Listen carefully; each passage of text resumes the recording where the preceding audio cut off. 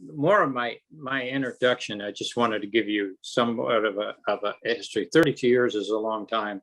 I don't know any organization that worked over 32 years in a communist country and survived. Okay. Actually, I was in prison twice during our time of humanitarian work in Vietnam under house arrest for violating communist protocol of they have some crazy protocols that you can't be speaking to more than 5 Vietnamese at any one time without having a government permit after you've got all the government permits to do heart surgeries and everything else. But if you got caught talking to 5 Vietnamese, you broke the major rule because they think you're going to overthrow their country. Well, as a media person, do you guys know, obviously, who Morley Safer is? He was an American correspondent during the Vietnam War. How about Tom Brokaw? Do you know who Tom Brokaw is? You're before your time, but they are still commentators on American news. Yes, they covered the Vietnam War, and both Morley Safer and Tom Brokaw were attached to my company during the Vietnam War. And there's a famous photo. If you're doing any history on Vietnam, it's called the Zippo photo. And that's where a young Marine has a Zippo lighter in his hand and he's torching a village roof because they were made of straw.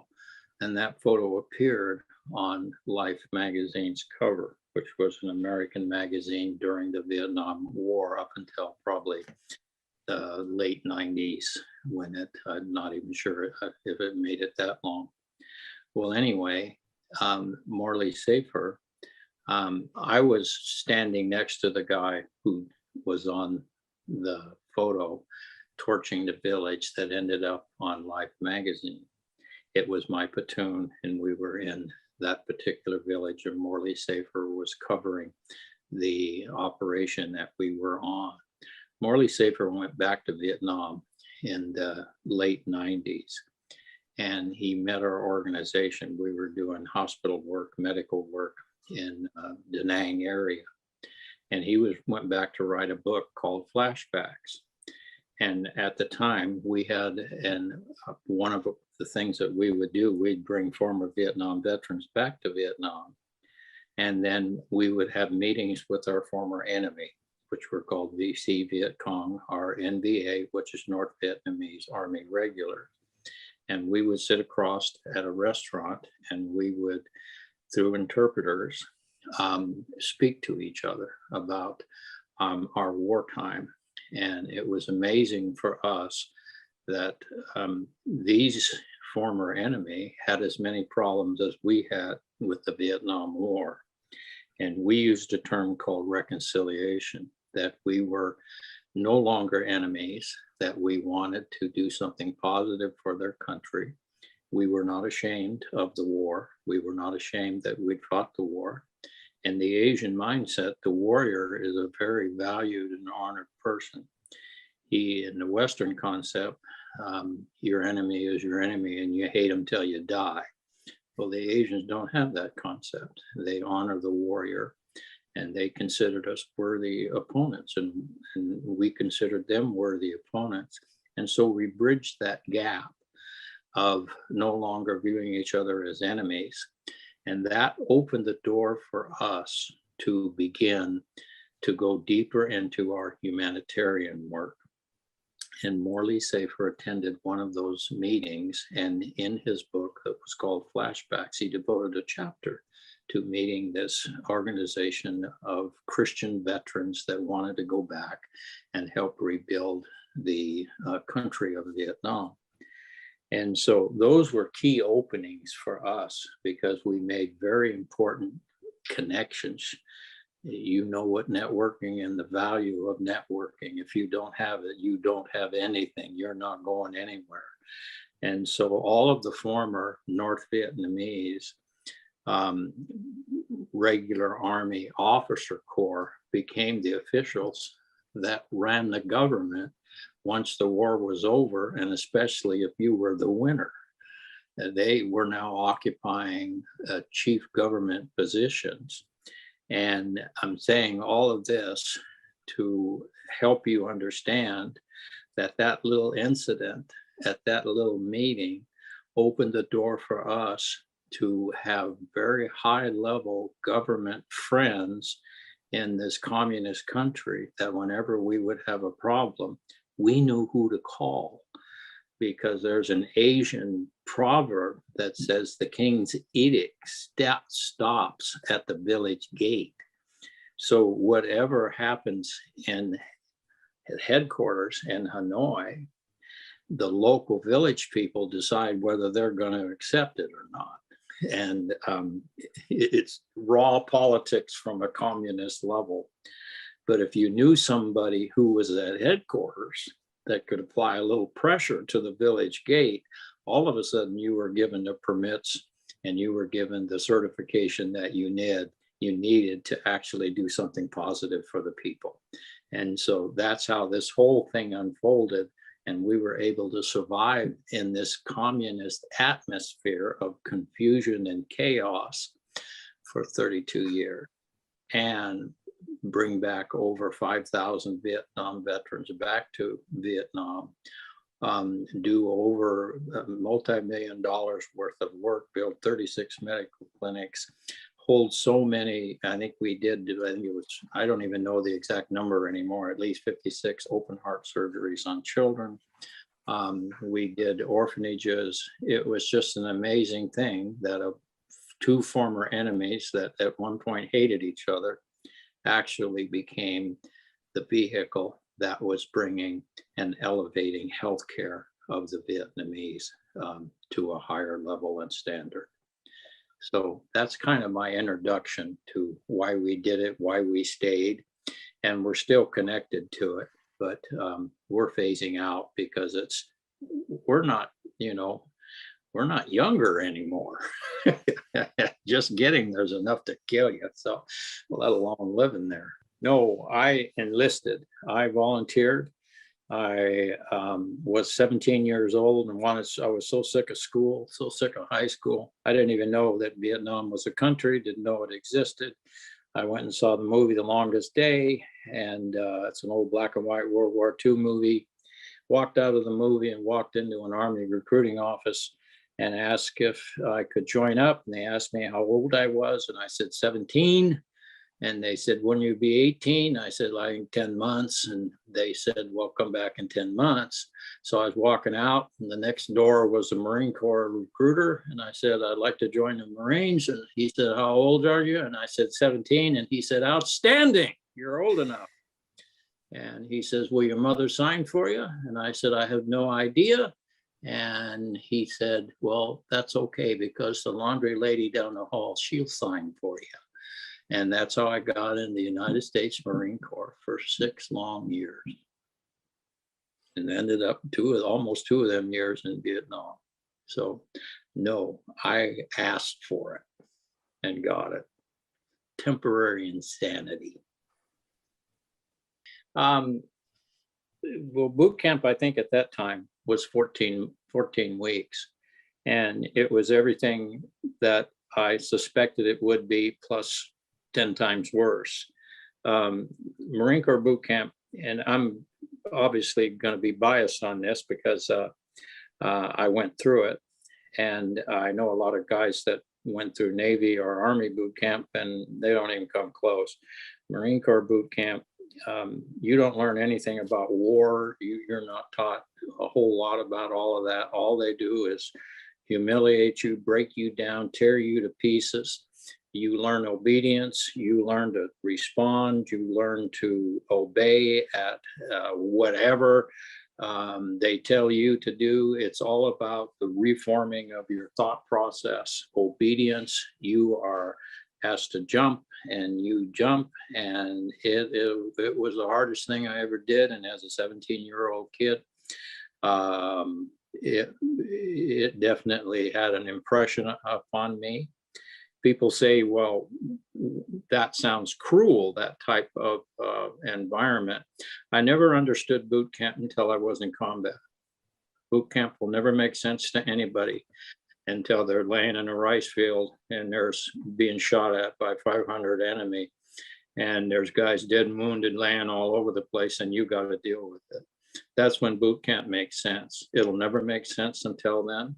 And I am a firm believer that if you haven't been prepared for it, you will never, ever be able to survive that type and that level of combat and shifting into survival mode, which is regulated purely by response. It is purely by obedience and purely by luck. So it made sense when I entered into that level of combat. Boot camp is not just about being physically fit. I was a cross-country runner at 17 years of age. I could run for 2 weeks and not stop. It was 120 pounds, and I was a push-up champ. You know, I had abs you wouldn't believe it. They're still in there. They're hidden somewhere, but it's mental. Boot camp is mental, and you're either going to pass it mentally or you're not. And that's where the culling takes place. If you know you can't obey that ugly, mean sergeant that's telling you all of these nasty things. I remember asking him one time. I kind of, you know, like the second day, I was trying to figure all this out, and I asked the drill instructor a question, and that was like the death penalty at that point, because you asked him a question. And I said, Sarge, could I ask a question? And he just took his what's called the Smokey the Bear hat. He took it off, threw it on the ground, just got in my face like you would not believe. And he says, "You blankety blank blank, do you know what Sarge is? It's a stinking dog food. Do you think I'm a dog?" And in 1964, there was a dog food called Sarge. And, you know, and I'm sure that wasn't the first time this drill instructor had ever been called Sarge, okay? And so he had pat answers for everything. And it was a total mental stress. If you couldn't handle this mental stress, you weren't going to handle combat, and you're going to do nothing but screw up my Marine Corps. And I am here to see to it that you don't screw up my Marine Corps.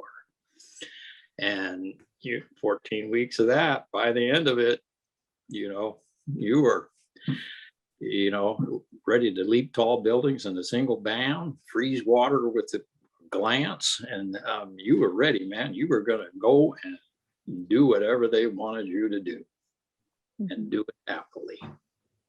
It was in boot camp that you know, if you were going to run, you ran in boot camp. And don't get me wrong, there's running is a survival mode. You know, when you got 20 people shooting at you and you're the only one standing there, you got to be an idiot or John Wayne to think that, you know, you're going to just charge forward and kill all 20 of them. That's, you know, John Wayne never left Hollywood, so, you know, block him out. He's a fantasy. So running was okay. It's just that there is an emotional response that's called fight or flight. And there's a little bit of difference because, you know, there's an old adage in the military that says, "Don't hang around brave guys, they draw fire." So, you know, there's a whole concept here of surviving in the midst of this environment where everybody's trying to kill you, and there are more of them trying to kill you than there are of you trying to kill them. Mm-hmm. So there is a place for just good common sense. For sure. You know, so the first official troops in Vietnam came in March of 1965, and they were the 1st Battalion, 9th Marines. And that was the company that I was assigned to when I was stateside in San Diego. And I went over on a replacement ship, a troop transport ship, because the 9th Marines landed in Da Nang, March 65. And as they were guarding the Da Nang Air Base, they were the official first American troops to be officially placed in Vietnam. There were troops from the United States government operating in Vietnam all the way back to 1961. But they were advisors, they were there unofficially, and Johnson made that commitment of the first troops into Vietnam. And so 9th Marines started to take casualties. And I was getting out of boot camp.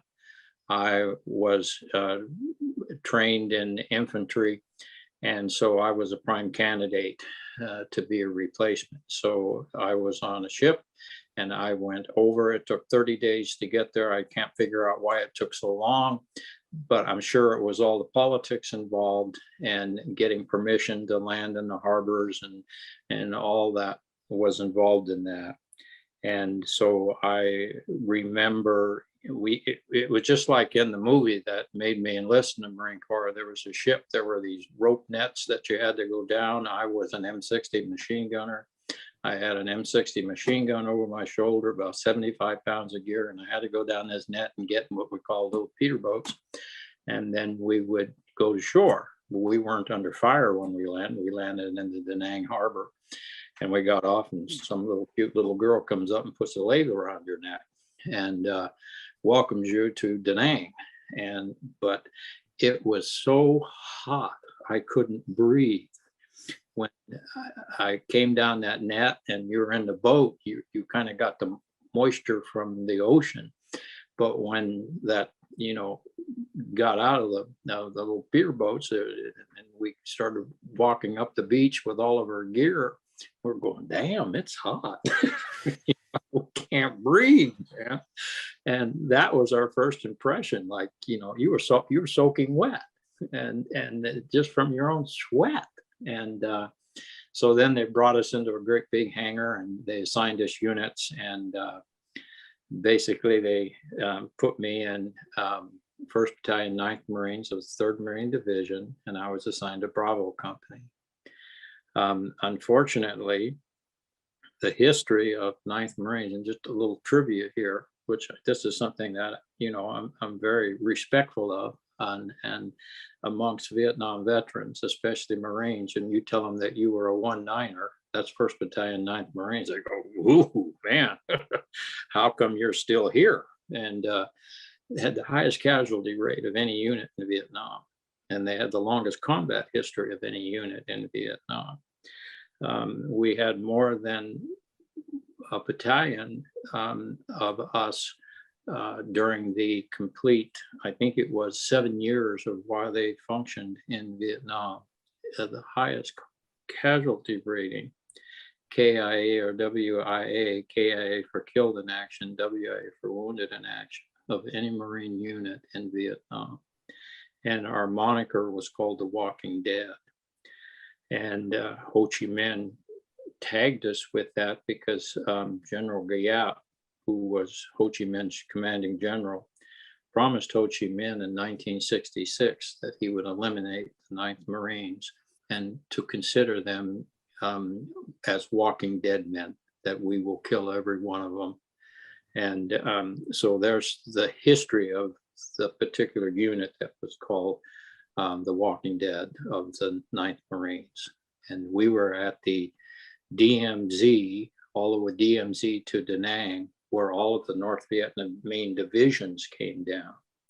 And so we were the first point of contact against all of these crack and North Vietnamese army divisions that fought the French. They were as well equipped and even better equipped with hardware than we were. And they were tenacious fighters. They knew how to fight. These weren't your little village Viet Cong who was a farmer by day and a guerrilla by night who took pot shots at you. No, these were trained infantry. And some of the fiercest fighting of the Vietnam War was done by the 9th Marines. I landed in August of 1965 as a replacement. In September of that same year, one of the helicopter bases, it was called MAG 16, which stands for Marine Air Group, was completely overrun by the R-20 Dockflap Division. And that was kind of my introduction into the fiercity of this particular police action that the newspaper said that we were involved in. It wasn't a legally declared war, it was a police action. And they overran the entire base and they destroyed, I think, 16, 17 helicopters. I saw how serious they were. it was their home. They were defending their home, and they were tenacious with it, and they were smart. And I could tell you the little, how they did it is they snuck in through the coast in little basket boats that are very small. And you'll see these little basket boats throughout some of the photographs of Vietnam. And they had little loincloths on. They coated themselves with oil and they just rolled in the sand. And they had satchel charges and they sacrificed themselves and went through the barbed wire, went through all of our defenses and just ran through the airfield. And they would throw a satchel charge, which is a pack and it has explosives in it. And you just pull the cord, toss it into a helicopter or an airplane, and it blows it up, catches the fuel on fire. And that's all they did. They weren't there to see how many of us they could kill. They were there to destroy and cripple the helicopter base. And that's where, we were resupplied by those helicopters. Our wounded were taken out by those helicopters. They were gunships that defended us.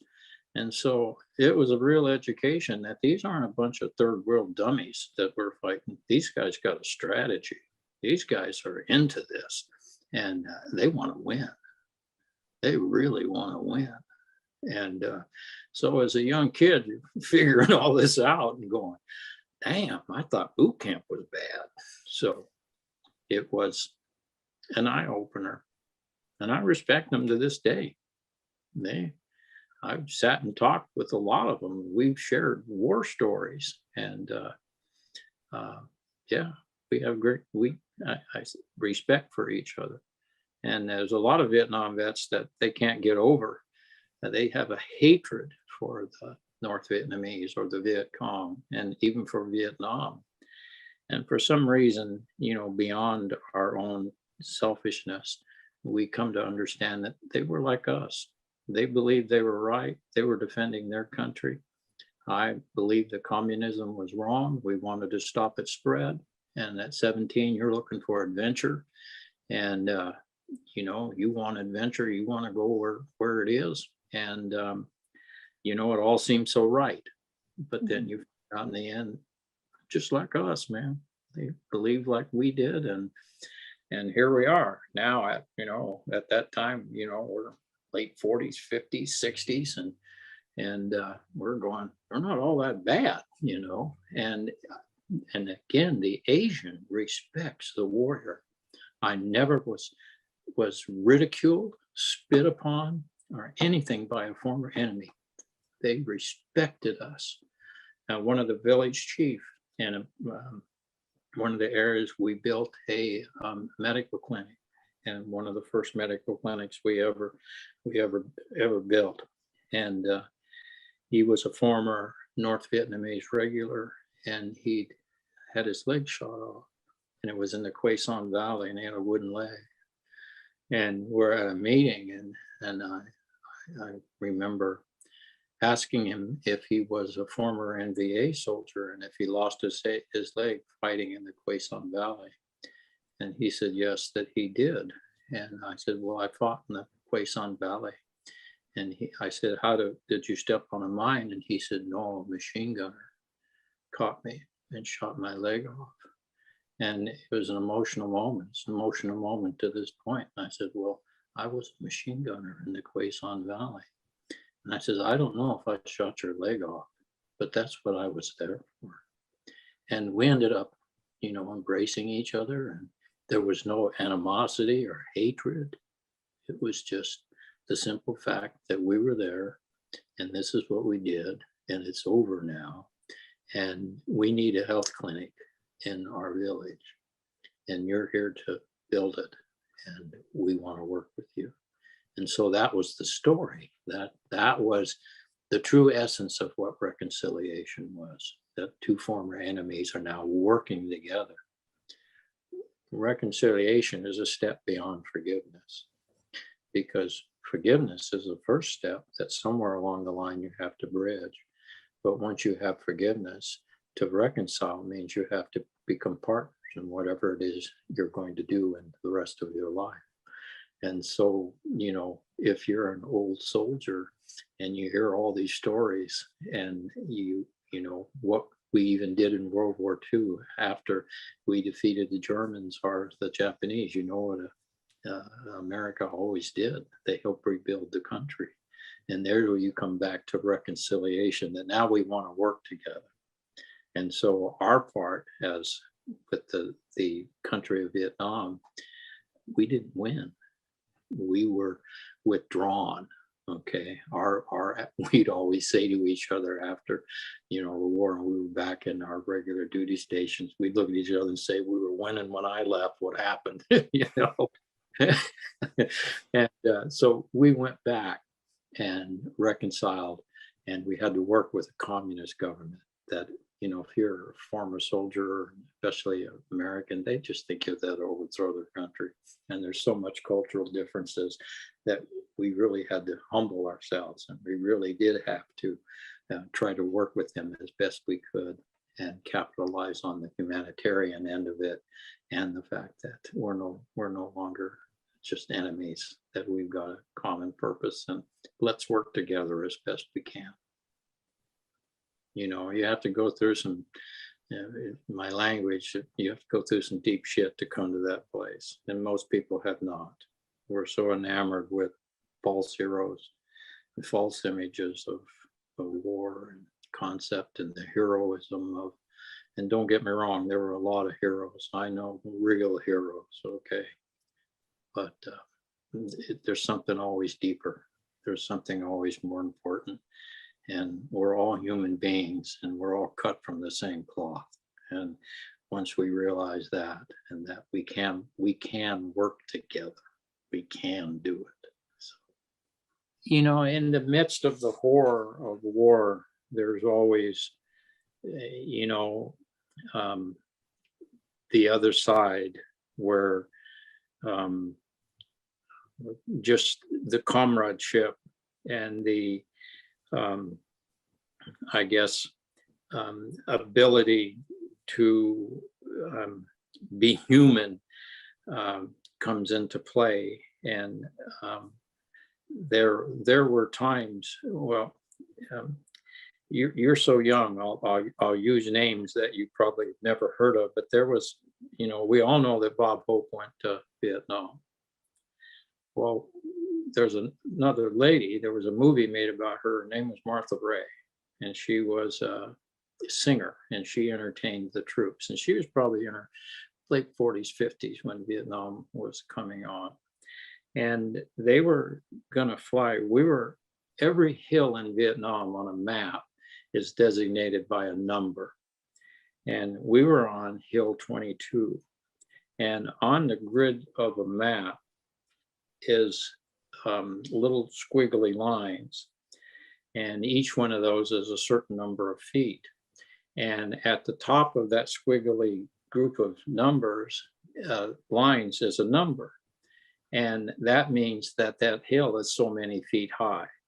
And so Hill 22 was 22 feet high, and it was this large sand dune, and it was probably a block long. And it's, in the military, we call it the high ground. And so it was the highest place where you could observe enemy movement, and we had a platoon base there. And Martha Ray was in Da Nang entertaining the troops, and she wanted to go to one of the more forward bases. And in the Marine Corps, we called them hills. In the Army, they're called fire bases, because they would have artillery and all of that. Well, the Marine Corps is the lowest budget of any military of the four branches. So we didn't have all of that. We would be very ill-equipped in relationship to how the regular Army was. And so we used that hill as a base to patrol from. And Martha Ray we were told, we got a radio message that she's coming out, and she wants to just talk to some of the forward troops. And anyway, my squad was charged with being security for when the helicopters bring her, and there's 3 helicopters.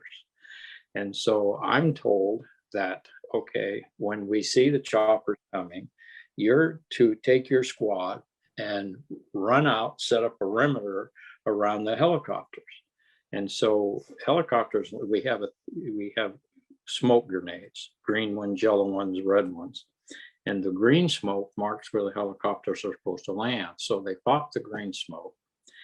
And or we run out, we pop the green smoke and we set a perimeter. Well, the helicopter pilots are scared to death because they got this famous celebrity, Martha Ray, and their stinking helicopter. So they see this movement on the ground and they think it's the Viet Cong, and they're here and we can't land with Martha Ray. So they peel off and they're on the radio. We could hear them on the radio and saying that, we see enemy movement, all this sort of crap. And, and we're, no, we're the security. And so they circle around, they circle a couple of times and they come back and they actually land. And with Martha Ray were what we called $3 donut dollies. And these are Red Cross workers who aren't nurses. They're kind of like, I guess staff that run errands and all that kind of stuff and help the troops in the hospitals and so forth, and go out and give donuts and coffee to the troops. So we've got 3 young females and Martha Ray and about 3 of her crew on this little hill called Hill 22. Well, it was a sand dune with cactus growing on it. What people don't understand is you have the South China Sea, and then for about a mile, you have the most pure white sand you could imagine with pine trees growing in it. And it's like rolling foothills. And then it drops off into rice paddies and dense jungle as you get more towards Laos. So we're overlooking the rice paddies and the jungle. We got the ocean to the one side and the mountains and jungle to the other side. Well, this sand dune, we have 2 latrines dug in this sand hill, and they're not closed, they're boxes, and we call it a 4-holer. So here's about 75 guys. We've been eating sea rations for probably 3 months straight. We don't eat hot chow. We're eating out of those little green cans that were left over from World War II. And Martha Ray brings us hot chow that was spaghetti. And, just try to imagine that, these girls are giving us donuts and these people are serving us spaghetti. And all of a sudden you've got the quickest case of diarrhea that you've ever had in your life. And there's nowhere to go. There's only the 4-holers and there's nowhere to hide it. And then all of a sudden, all of our officer crew figures out we got a major problem here. And we got to get these people out of here. And so the wonderful connection was broken up real fast when all of a sudden it just went through us like water through a hose, because we were just not adapted to that, So that ended our Martha Ray experience, okay? A very severe case of diarrhea, and we never wanted to see hot food again. It just didn't work. And somehow, somewhere along the line, they just hadn't figured this stuff out yet, So that was funny. I don't care how you sliced it, that was pretty funny. And I've got a picture of that 4-holer to this day. And 2 of my babies sitting on it. So remember when I told you that General Giap, who was the commanding general that defeated the French at Dien Bien Phu, he promised Ho Chi Minh that he would wipe out 9th Marine. And in May, it actually was May 12th, we have what's called a ZOA in the military, and it's our zone of action. And our zone of action was expanding. We were in central Vietnam. Da Nang is central Vietnam, and we were moving south. And there was a key river that was called the Tu Bong River. And General Giap told Ho Chi Minh that he would wipe out the 9th Marines when they crossed the Tu Bong River. And it was in, I think, somewhere in around November of '65 that statement was given. there's conflicting stories about when that actually happened and how the Ninth Marines got the moniker The Walking Dead. And there are different views, and I'm sticking to mine because I was there. Okay. We were the first unit to cross the Tubong River, and we went through a village. We had to fight our way into the village, and it was a total Viet Cong controlled area with an R-20, what was called a Doc Lap Battalion, of a mixture of reinforced Viet Cong and North Vietnamese soldiers, highly trained, wanting to engage the Marines. And we crossed the True Bong River, and we were on an operation that was called County Fair, and we were looking for the R-20 Doc Lap VC Battalion, and we found them. And actually, my platoon was the point platoon leading into this particular area. And we knew it was highly full of Viet Cong. We had chased some that day. We had engaged them that day. And then we were to set up for the night. And there was a lot of confusion because there's three companies, Alpha, Bravo, and Charlie, and Delta Company, actually four, and a battalion. And we were trying to coordinate how we were going to engage and really find out if they were here, what their strength was, and what was going on. And so that next morning, we sent out what was called a security patrol. And we always did that to make sure that large masses of troops couldn't sneak into our perimeters, our zone of action, and engage us. So we always had somebody that was circling around our particular area, and they sprung the ambush that was set for the entire company, of what was called Bravo Company. And we lost contact with them. And so we went to find them, and that engaged the entire company. And that entire company was the point element of that was First Platoon. And First Platoon took the brunt of that. The 14 men in the initial ambush were killed instantly. It turned into a 3-day battle. We engaged, we were fighting 750 Viet Cong is what the estimated battalion strength was. And there were about 150 of us. And they were highly trained, highly developed. There were helicopters shot down. I was in one that was shot and grounded and was able to get out, but was, able to survive. And it was just an intense 3 days of battle. It was one of the first major engagements where they decided to stay and fight and not run. And it cost them dearly. I mean, we have artillery, we have air power, we have naval gunfire. Every mortar round that the North Vietnamese fire, some little man carried it in a backpack from North Vietnam down the Ho Chi Minh Trail and supplied it. And they were well supplied, don't get me wrong, but we spared no expense. I mean, when it came to fire superiority, we always ruled. And they didn't have planes. They didn't have, thank God they didn't have. They had artillery, mortars. I mean, they could do damage, don't get me wrong.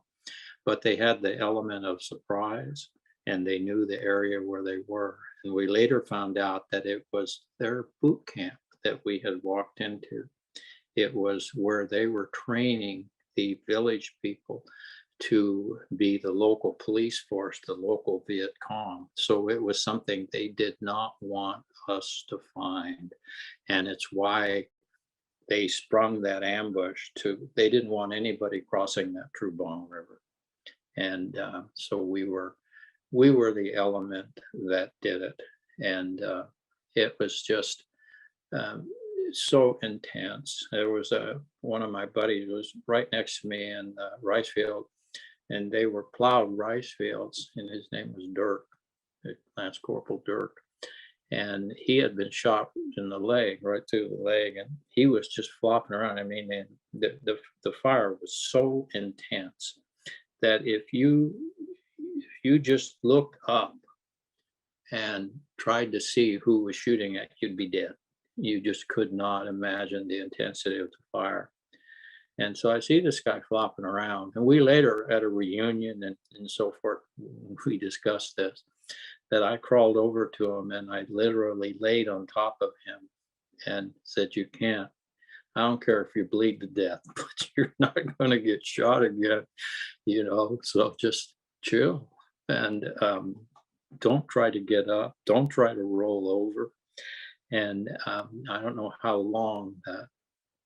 It's a horrific story. There's many, many parts to it. And that's about as deep as I want to get into it. But it was, we lost that one. We lost so many Marines that day. It was they were just dead and wounded Marines laying everywhere. And 750. I got the article from the Stars and Stripes magazine. I'll send you that, of that day's battle. And with it, it's well documented. And I think there were, at the end of the battle, there were, I think, 3 Silver Stars awarded. I'm not sure if anybody got a Navy Cross, but Bronze Stars. I don't know how many Purple Hearts. It was one of those things that movies are made about. And then when it's over, just get up and do it all over again. That's the amazing part.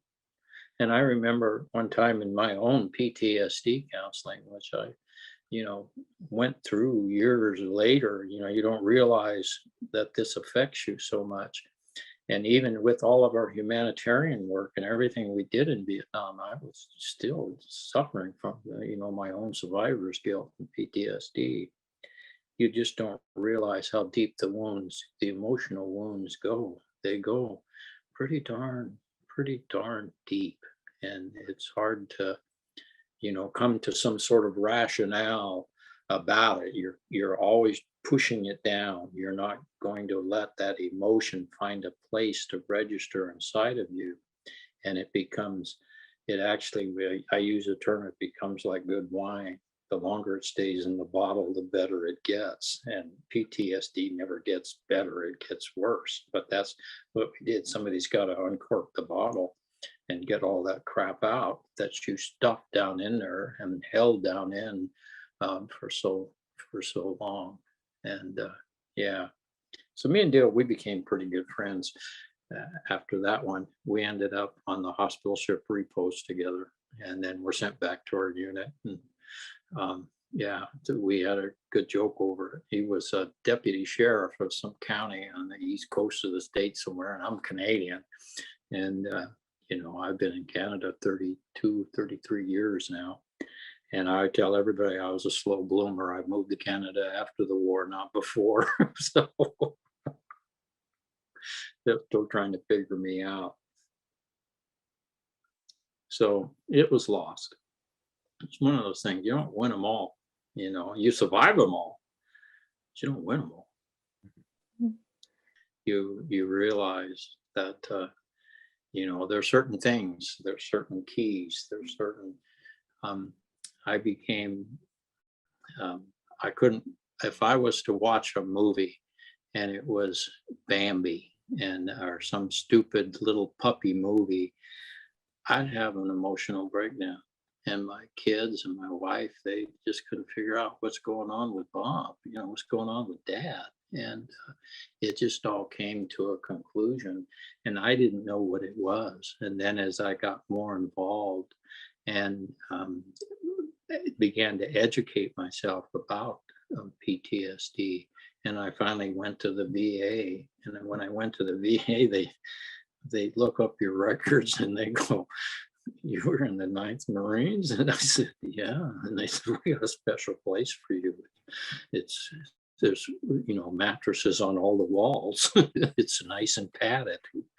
come with us. We'll take care of you. And so I did get, the VA was very good to me. And, you know, I have no complaints. They really helped me. So, it, you know, in the long-term perspective, you, you, you don't understand the depth of how your character, your worldview, your sense of belonging are all affected by those young years. To be 17, 18, 19 years old is when character is formed. And so here it is in the midst of all of this trauma and all of this tragedy. There's good that's taking place. There's a loyalty, there's a commitment. I had one of my PTSD counselors one time ask me, he said, Bob, why didn't you just stand up, throw your rifle down and say, hey, I'm out of here? And I looked at him and I said, you're kidding me. Was that an option? And so we go back again to that training, that, you know, the reforming of the mind and your will and character and commitment that takes place in boot camp. It's a form of brainwashing, you know, and maybe at the time my mind needed a good washing, you know, I'm not sure, but it was all connected, and the rational person doesn't endure that. And you know, a rational person would ask me that question and I got no answer for it because I never even knew that question existed. Why didn't I? And you know, it wasn't an option. So it was an option for other people, but it wasn't an option for me. And though I respect those that took the option, it wasn't for me. So, and it was an option to go back. You think about going back, what it took to go back and to face that and to go back to that country. And it's a little story. In 1989, the only airline that flew into Vietnam was Air France. And Tan Son Nhut Airport was completely undeveloped. Communist is a great system for fighting a war, but it's a crappy system for running a country. Okay, they are totally undeveloped. There's no healthcare, there's no nothing. People starving. It's all about, you know, it doesn't work well. Okay, so there were, I don't know how many of us there were, and this is where 2020 did that interview. And well, just to give you an example of what type of an Tan Son Nhut airport was, baggage claim was a dump truck that drove, an old deuce-and-a-half Army dump truck that drove up to the baggage door on the Air France line, and they threw all of the baggage into the back of the dump truck. It drove towards what was a shanty building that was called the terminal and dumped all the luggage in a pile, and we picked ours out from the pile. So that was Tan Son Nhut Airport. It's one of the classiest airports in all of Asia right now, 30 some years later. But way back then, that's what it was. And customs was an NVA soldier with his AK-47 next to him, and he's sitting at a desk and he's got a hat on with a star on it, and he's smoking a cigarette, and he's looking at you like, who the blank are you, and what are you doing in my country? And he wants my passport, and he's holding it for about the first 2 minutes upside down before he realizes that his buddy shows him that it's upside down, and so then he turns it right to show me that he can really read it and knows what's going on, and stamps it and hands it back to me. And, I mean, it was cold sweats. It was out of this world. And yeah, that was 1989. We made it.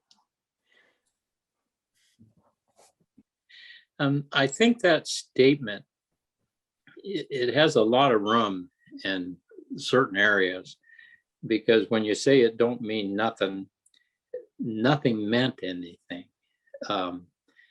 if the guy next to you, there's a strange thing that happens when you live in an environment of death, um, that it becomes so normal and casual.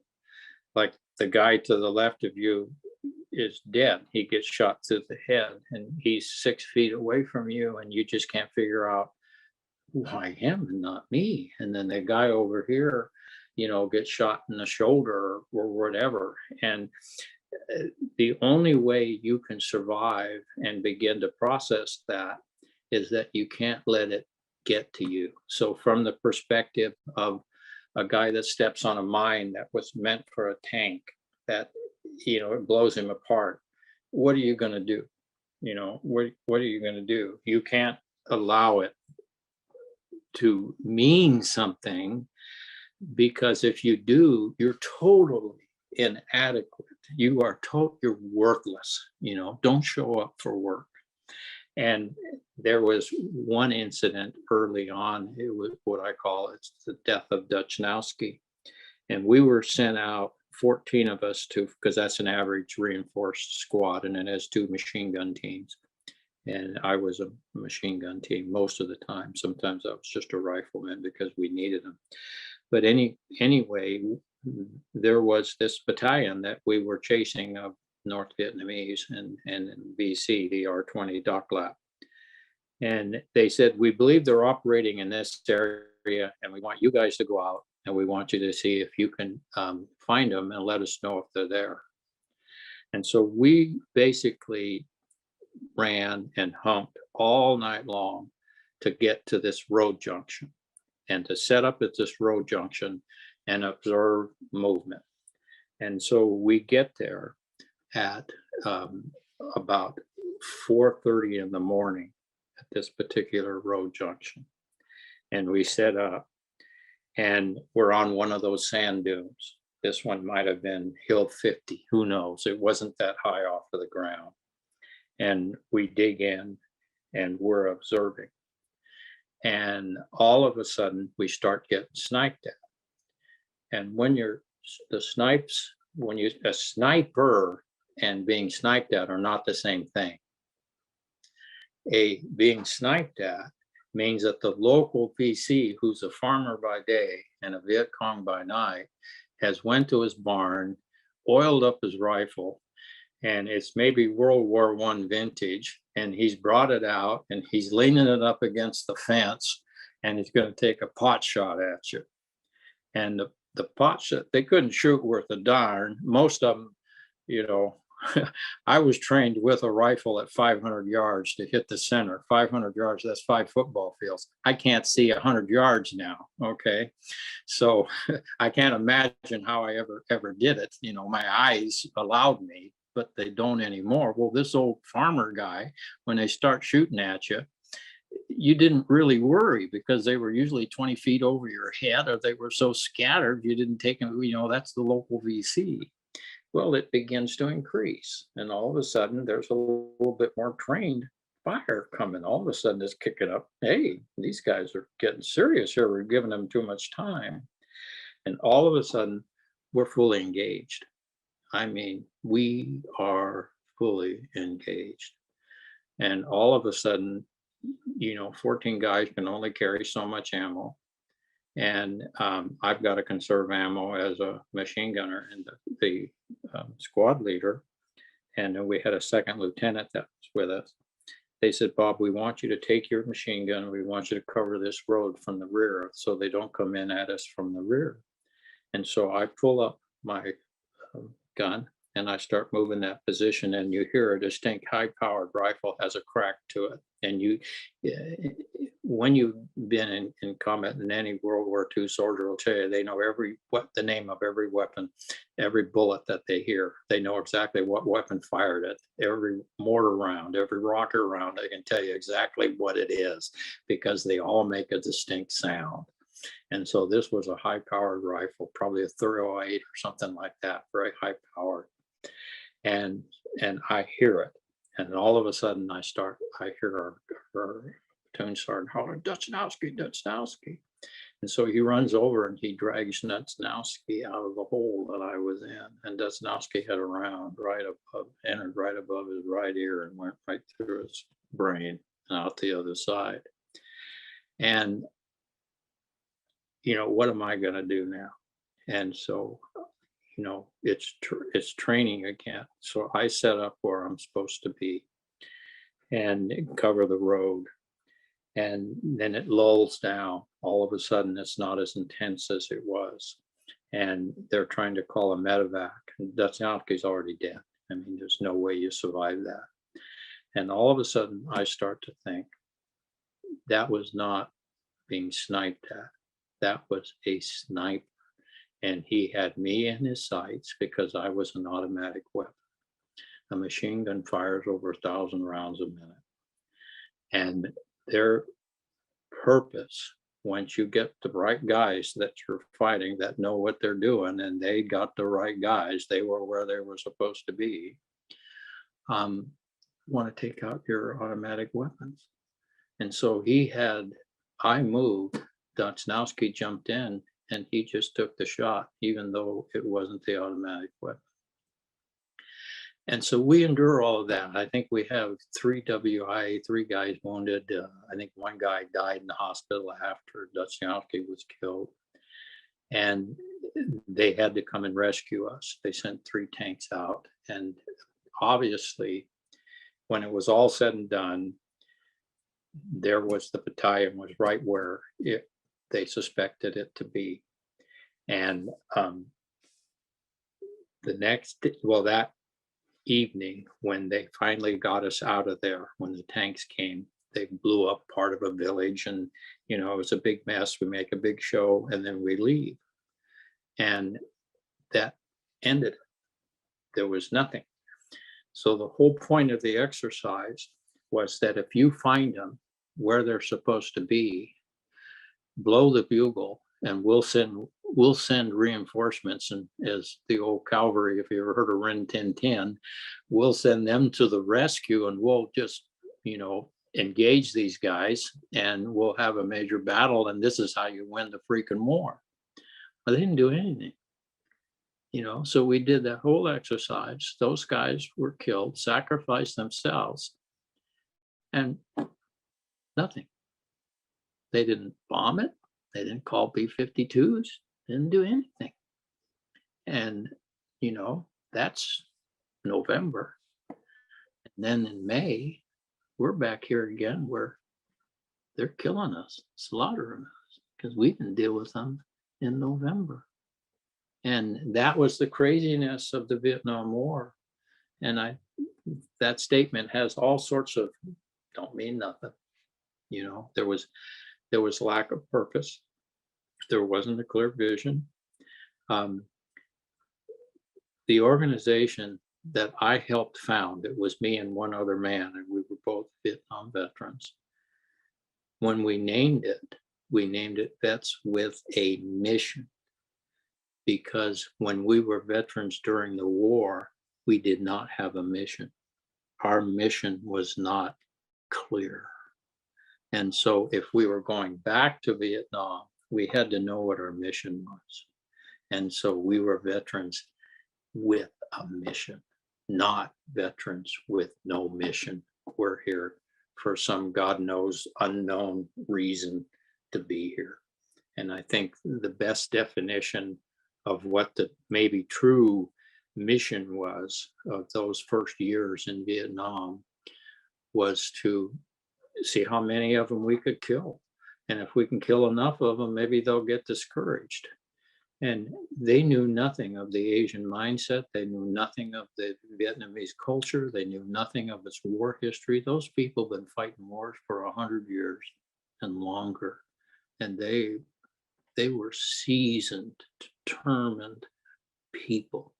And if you don't know your enemy, you're going to pay the price for what you don't know.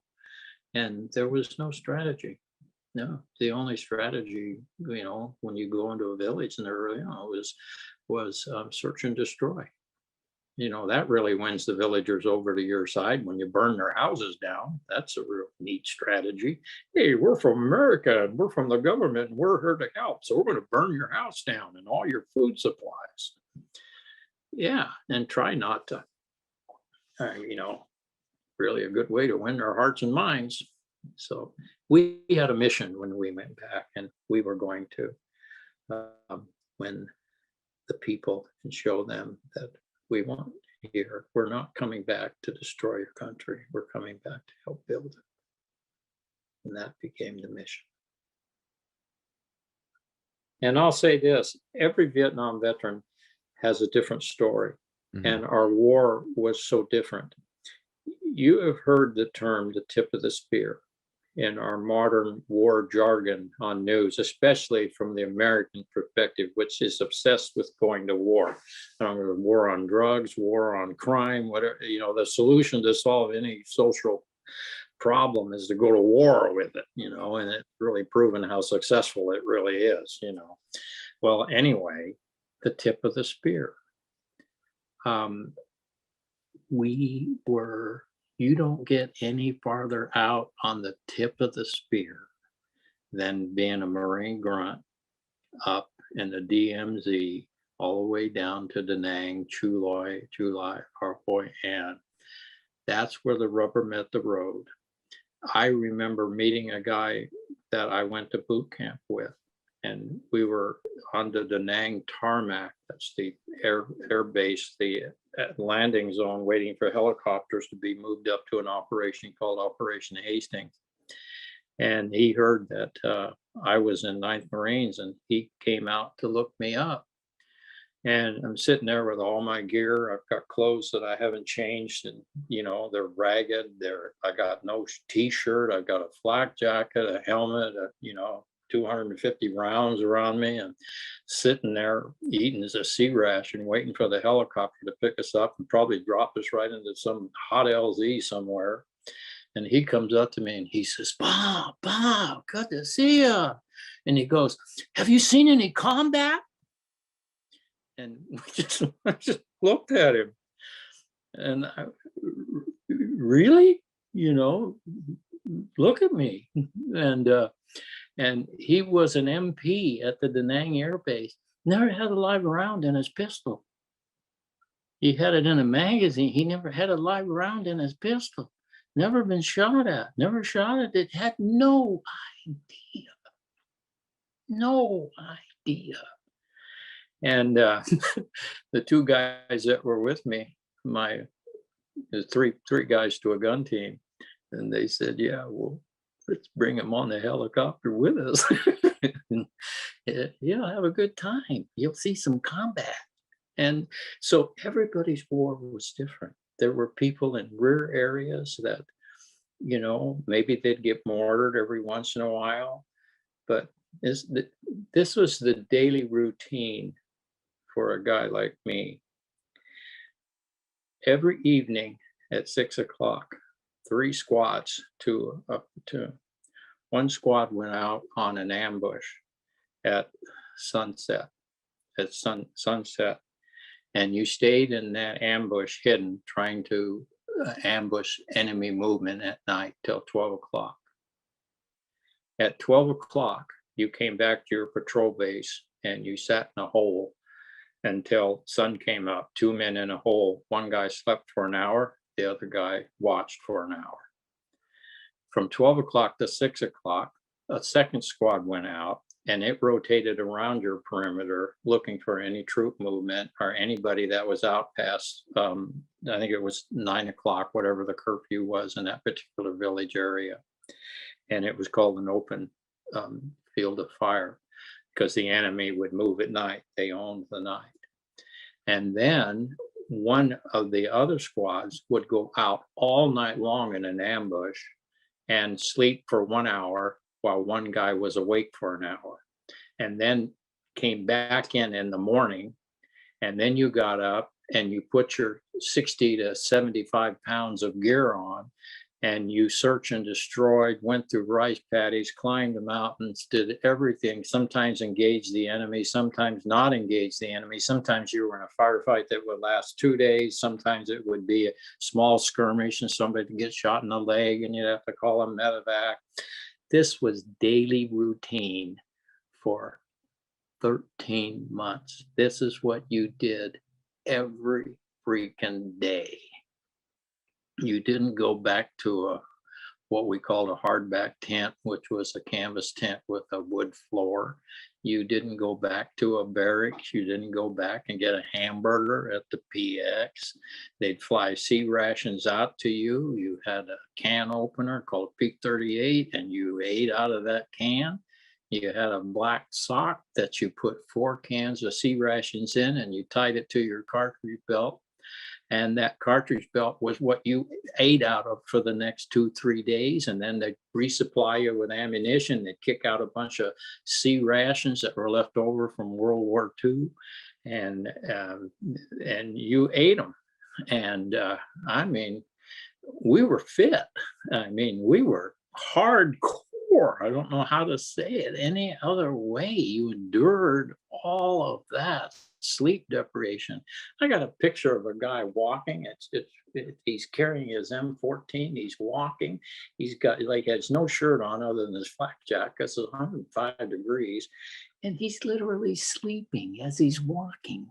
His eyes are shut, and he's sleeping as he's walking, carrying his rifle. Really, yeah. That's what it was. So that's the tip of the spear. And you didn't want to be at the tip of the spear. That's when they said, you're going to 9th Marines, and everybody just rolled their eyes and went, yeah, okay. So good luck. So tip of the spear. Yeah, I think that the Western world does not do suffering well. I think that COVID is teaching us that. We don't do suffering well. Suffering is probably one of the greatest personality formers and molders in existence. And our culture, especially now, thrives on success, thrives on higher standard of living versus lowering their standard of life. That, failure is never accepted. Failure is failure. You don't learn anything from it except I don't ever want to fail again. So we live in a culture that has a very small worldview. It's a cruise ship worldview. It's a holiday worldview. It's a vacation worldview. You stay in the luxury hotel and the begging kid is across the street with his 2 brothers and sisters with a tin can trying to sell you bubble gum and cigarettes, so you don't really experience that. And I think as a young man and experiencing what I experienced and then coming home and trying to fit back into normal society, I didn't know how to do it. I was ill-equipped. I was not trained to come back and fit into society. I went to a church, and some of my friends had been attending that church. And so I went to the church, and I was born and raised a Catholic, was an altar boy. And, I was a prime candidate for, my whole Vietnam experience of the American, mentality of anti-communism and all of that. I was fruit ready to be picked by whatever recruiter was going to pick me. Okay. But when I heard about forgiveness, I never heard it that way before. When I say that, I'm sure as a Catholic growing up, I heard all about forgiveness, but it didn't mean anything to me. There was no can that it could be deposited in. And so when I heard this man talk about that's all I heard, that I could be forgiven. And, there's some things I did in Vietnam that I wasn't proud of. Our humanness, at a certain point, you just become really angry. This guy Dudznowski, the first guy I actually saw, you know, die right in front of me and be shot. There was, you want some sort of revenge, and to not be able to get it kind of just burns that hatred deeper into you, okay, if you allow it to. And somewhere in the mix of that, um, when I heard forgiveness, I knew that I understood that there was forgiveness and I had to have forgiveness.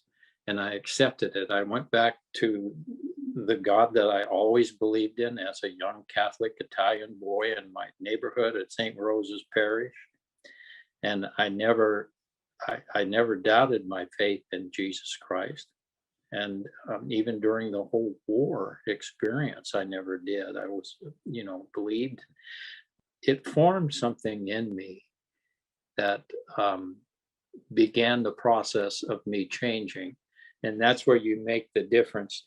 I didn't want to just sit in a church and, this is my faith. I go to church every Sunday, even though I did.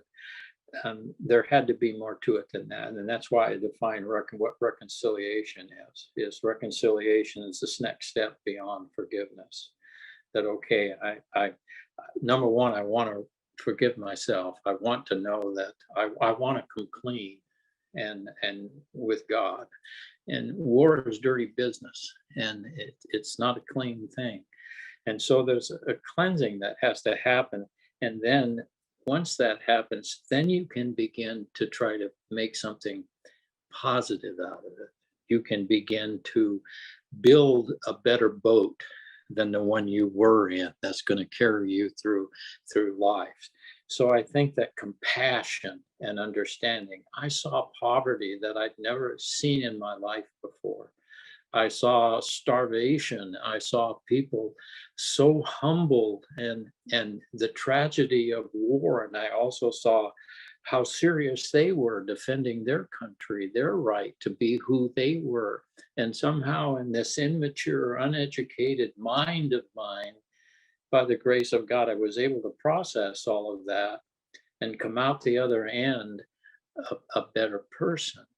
And most Vietnam veterans only have memories of the war.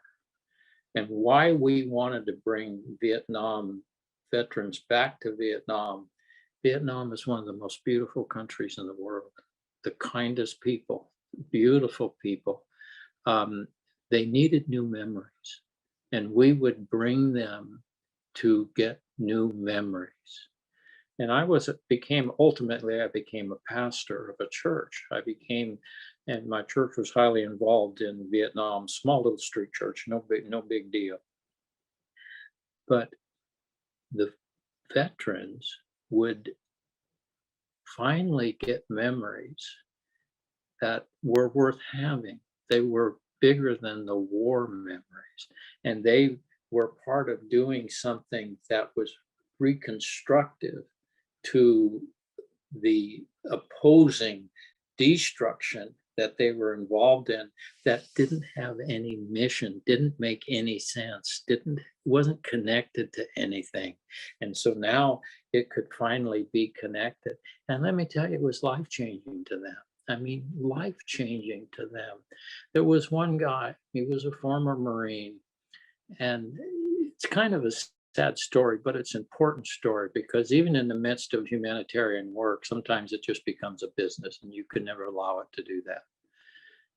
But we were driving a place called Mito, and this guy had stepped on a mine and blew both his legs off. He didn't have any legs below the waist. And he's on this trip with us with 2 prostheses and hand crutches. And we're in the bus, and there's probably 30 of us on this medical team. And probably half of them were Vietnam veterans. And it's hot. There's no air conditioning in the bus. It's an old Russian bus left over from when the Cubans occupied Vietnam, or the Russians were there. And we're going to find where he actually stepped on this mine. It was a road junction, and he knew where it was. So we're out there looking for it, and it's an emotional, just imagine both your legs, and this is the place that it happened, and the bus is parked. And so, we're bringing this guy through this emotional, just agonizing thing, and he's just crying and carrying on, and and all of a sudden I hear the horn on the bus honking, and the horn is honking, and there's this guy, come on, come on, come on. It was just a lucky thing I wasn't armed that day. Okay. I lost it, and basically, told him where to do and where to go. And if he didn't like it, that he could get out and walk back to the hotel. But even in the midst of every story that I'm telling you, there's a part of humanity that doesn't get it. Okay, it doesn't get it. Somewhere along the line, we control our response to things. Nobody else does. And our human defects, our human imperfections are going to come out. And how are we going to handle them? And, is somebody going to be gracious with us, or somebody going to be condemning to us, or whatever? It's just the law of human nature and human kindness. So in the midst of all of that, here we have, even in this humanitarian group, people that are pissed off because it's hot and they're sweaty, and this poor guy doesn't need another 5 minutes, wallowing in a place where both of his legs were blown off and his life was changed forever. So you got to deal with the crap that's out there, even in the midst of the beautiful, wonderful humanitarian mission you got. Yeah, you got to deal with it all.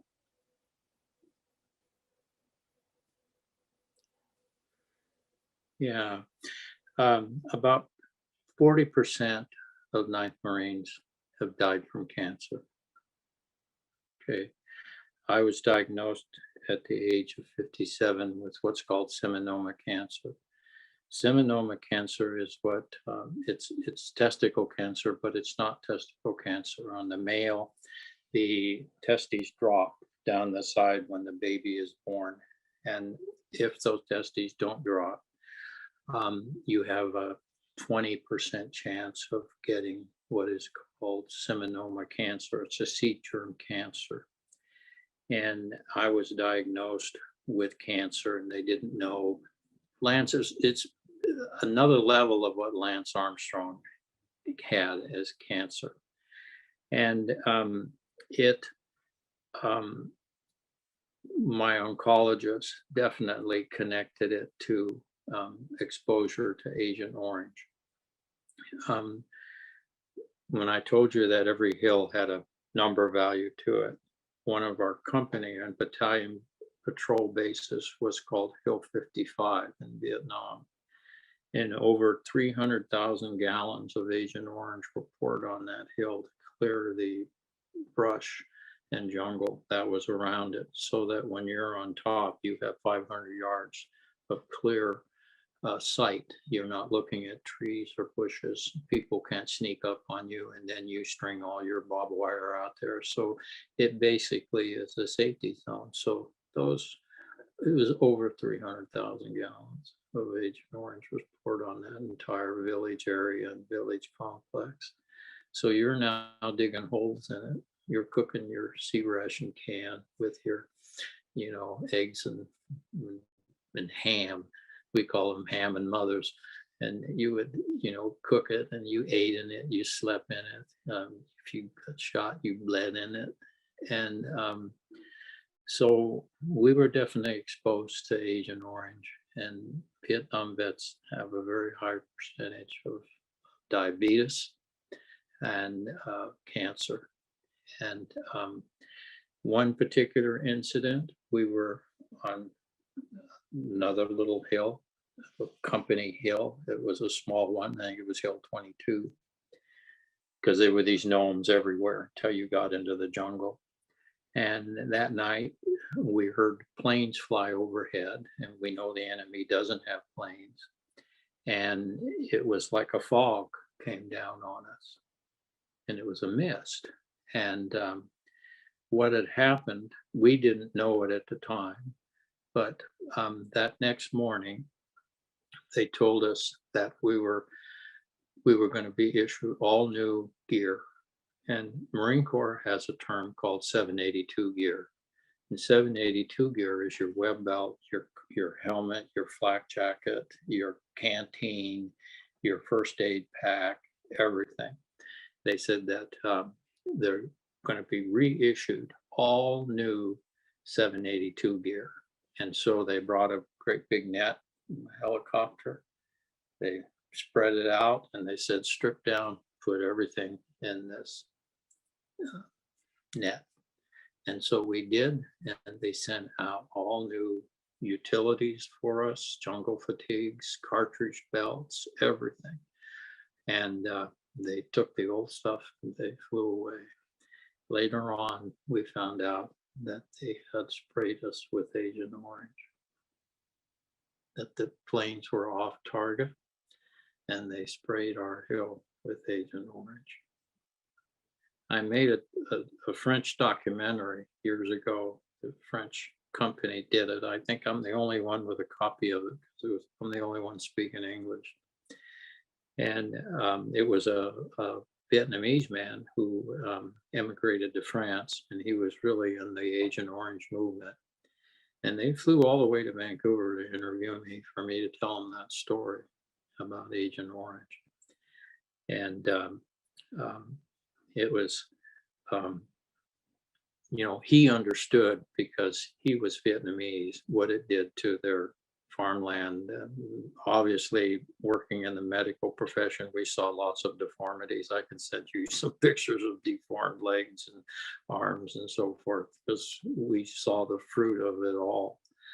But there is one positive part of Agent Orange, and that some of the richest farmland in Vietnam today was where they sprayed Agent Orange 50 some years ago, because the Agent Orange eventually dissipates, and all of that vegetation that went back into the ground produced some pretty rich soil.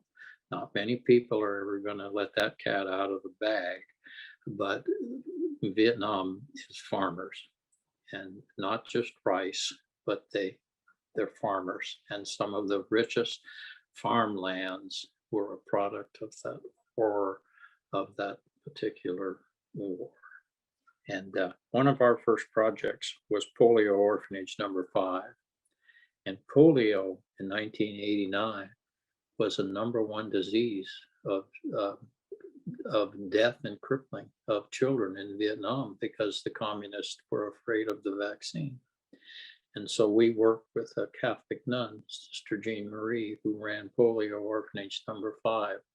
And we rebuilt their therapeutic pool, all of their dormitories. We basically rebuilt their kitchen, all the supplied new beds for the kids. And we basically fed them for almost 7 years. And then the government called it the best orphanage in all of Vietnam and took it away from Sister Jean Marie and claimed it as their own, because she wouldn't give them kickbacks from the money that we were giving her. So she went out and started another one.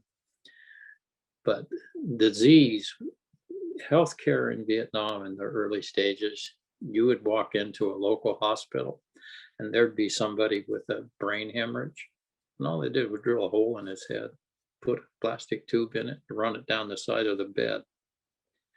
And I saw grown doctors walk in and see things like that, nurses, and just walk out crying. They said they couldn't even go, they couldn't stand the smell. Vietnam right now has one of the best healthcare systems in Asia.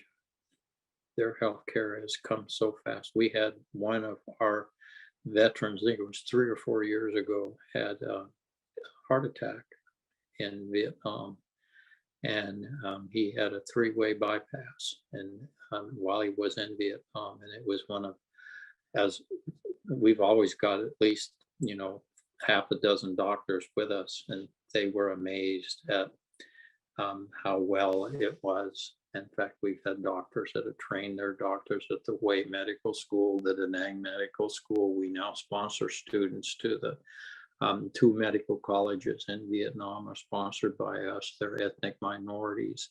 That means the extreme poorest of the poor can become a doctor in Vietnam. So Agent Orange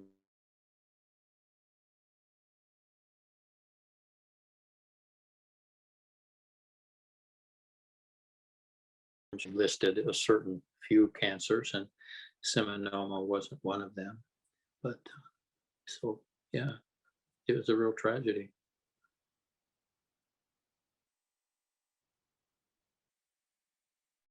I was on a medevac flight back to the States. I spent quite a bit of time in the hospital recuperating, and then came back to the States on what was called a medevac flight, and I was walking wounded. So I was in LAX, and when I got off of the plane, I did not recognize. I left in 1965, came back in early 67, and the whole world had changed. All of a sudden, there's protesters, there's whatever, and I remember encountering protesters and calling baby killers, and it was horrible. It was just, you think that there were no cheering crowds, there were no, veterans group welcoming us back. It's an amazing thing about the Vietnam War. The World War II veterans dishonored us. They didn't welcome us back. It wasn't a real war, and you guys, you weren't really fit to be in the same league as us. And Vietnam veterans never joined all of the foreign war organizations, the VFW and so forth, after World War II were established, because they were never welcomed in. And you talk to a World War II veteran, and they, you just weren't in their league. So there was no support. The VA was in shambles. The military was in shambles. I was sent to Port Chicago, which is the West Coast ammunition depot for the Vietnam War. It's out of Concord, California. It's a port city. I was sent as one of the first returnees. They didn't know what to do with the first returnees. I was stationed in Port Chicago because it was close to the Presidio in San Francisco, which was a hospital, and I was an outpatient receiving treatment. And so I had a duty station, and then I would be able to keep my appointments at the, I'm not sure it was a VA hospital, but just a military hospital at the time. And what my role was, I was a Sergeant E5, and I was a combat veteran. I went over as a what's called a Lance Corporal in E3, and came home in E5, a sergeant. I'd actually, had been in combat and earned my rank because I knew what to do in combat, but I didn't know how to be a garrison Marine. And so all of the senior Marines that were there were all World War II veterans, and they hadn't been to Vietnam yet. And so they expected me to be a garrison Marine. I remember this gunnery sergeant says, I want to take the platoon and march it to the parade field. And I said, march to the parade field? So I don't know how to do that. I have no idea. He said, well, you're a sergeant. Haven't you been to sergeant school? I said, no. You haven't been to NCO school? What's NCO school? And they said, well, how in the hell did you become a sergeant? And, the answer was, one that lived. I lived long enough to be one. And they didn't really have a concept. They were still set in World War II.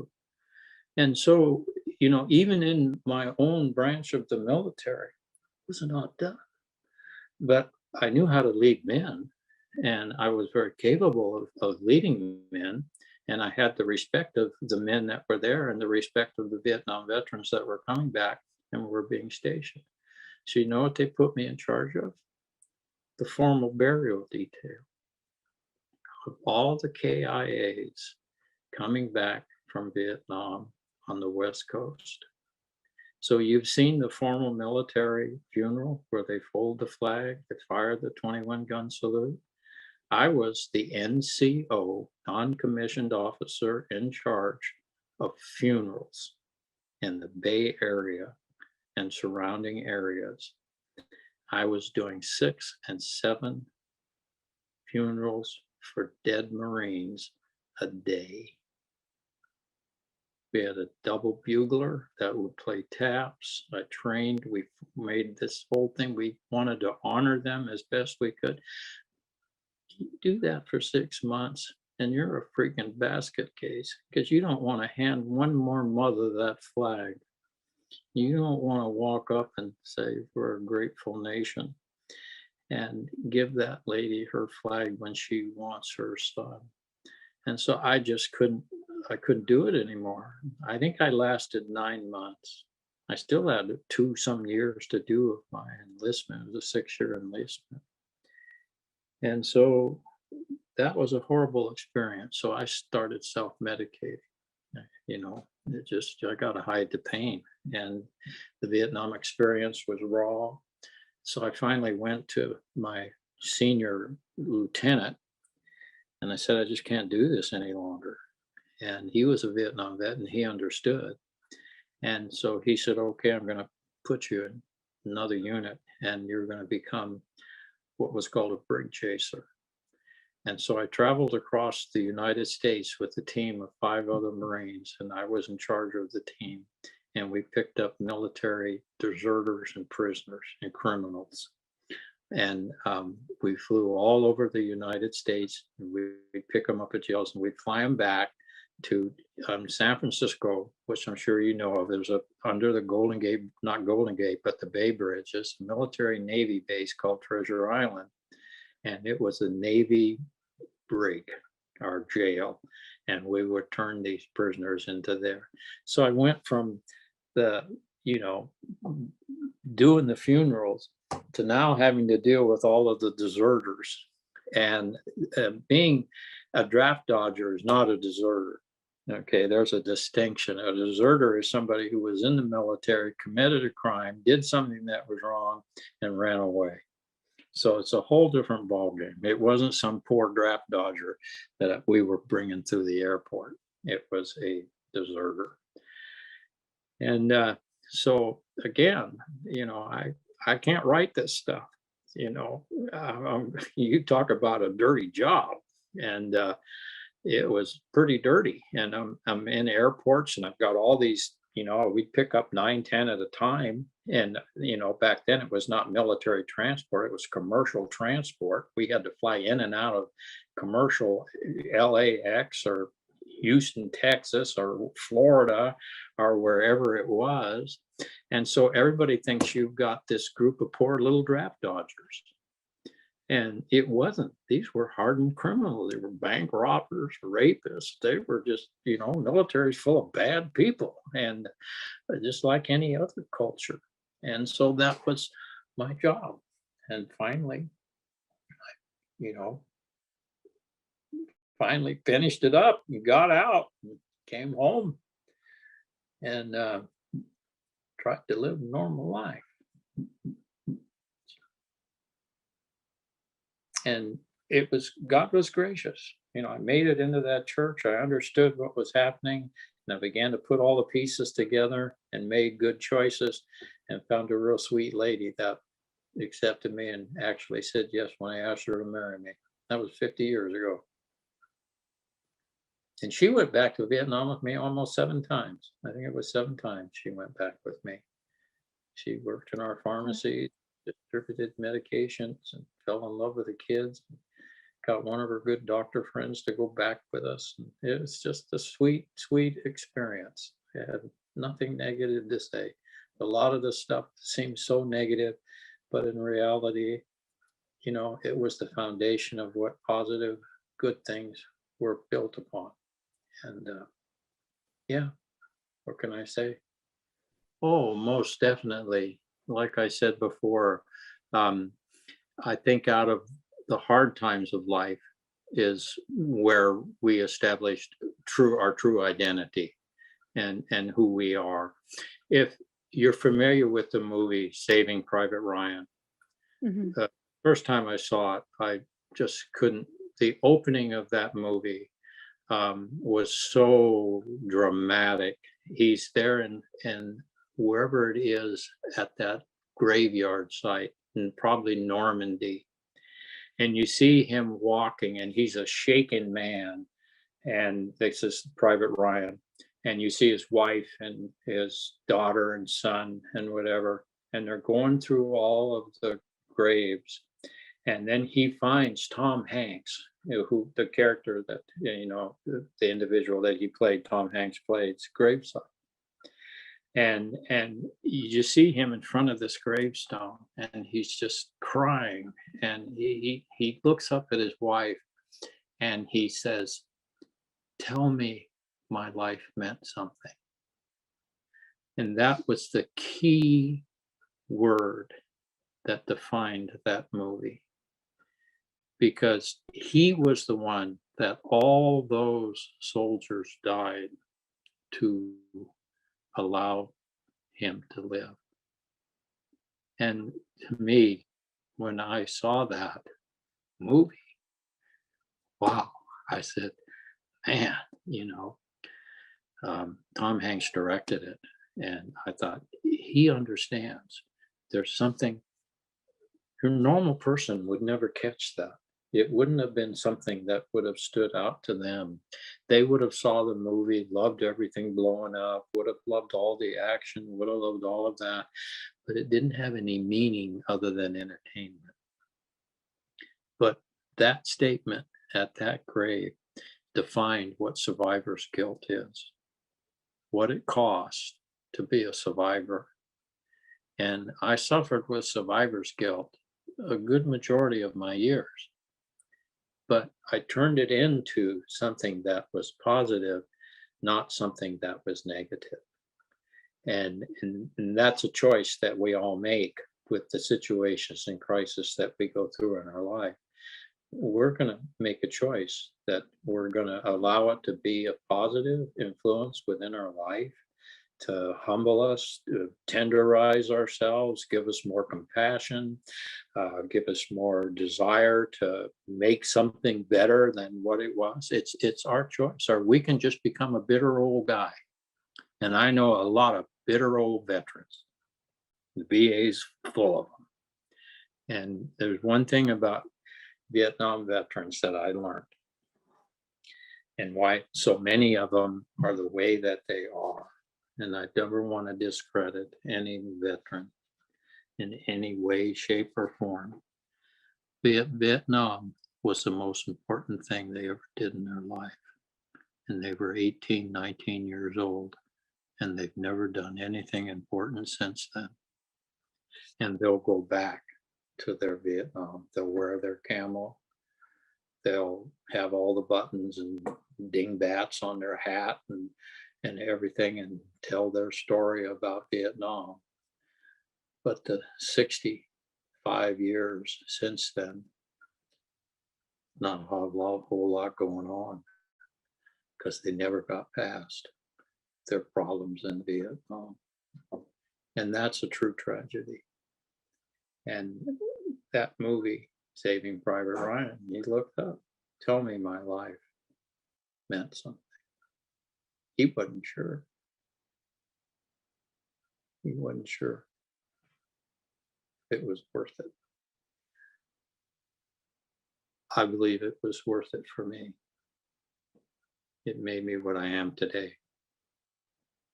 So we all going to make that choice.